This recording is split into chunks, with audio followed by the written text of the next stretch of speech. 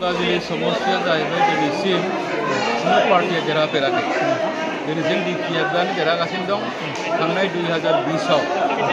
देवेन बर'नि जानानै दानि आसामनि गिबि मन्त्रि चिफ मिनिस्टार हेमन्त बिश्व शर्मा सारा फैदोंमोन केम्पेन खालामफैदों होमब्लाबो BJP-आ देरहायाखै DPF हिसाबै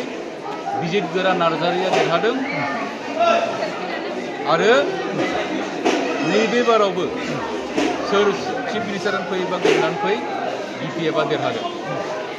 आं देरहागोन बे बाराव नोंथाङा देरहानाया सियर खुनु मोनसे जायगायावहाय आं खुनु उसुबिदा मोनाखै सोरखौबा साख्रि होगोन होननानै फैसाबो लायाखै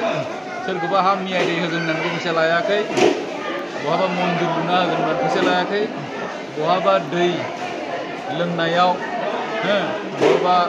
बिदि रायजोफोरनाव बिदि लायाखै पार्सेन्टेजबो जायाखै एरिया डेभेलपमेन्ट बेसेबां भटार्सनि गेजेराव बेसेबां जौखोन्दो मोनगोन नोंथाङा आरो बेबायदिनो गोबां थागोन 2010आवहाय DPF भार्सेस BPF जानाय समावबो आंना मार्जिना 800मोन गोदोबा बहुद रिगिं जादों दिनै बेबाराव मार्जिना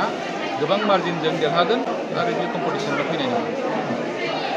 BPF दोलोआ सरकार दाथारगोन बे बाराव गभर्नमेन्ट दागोन बे बाराव नोंथांजों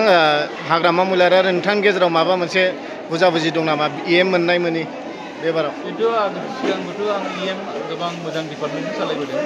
साहित्य आरो शिक्षा बिभागखौ आंनो सालायनो मोनदोंमोन आरो बे बिभाग मोननैखौ सोरबा सासे EM-आ दासिमबो मोनफेराखै बेनिखायनो आंनि सायाव फोथायनाय दं आरो बे हिसाबै साहित्य बिभागावबो जों गोबां मावबोदों दिनै डेस्क बेन्च आंनि समाव जि डेस्क बेन्च हरदों बेखौनो जिरायनानै दं 40टा समस्तिनि गेजेराव बेसेबां आसन मोनगोन BPF-आ बे बाराव 22टानिफ्राय 25टा मोनगोन गभर्नमेन्ट दागोन सियर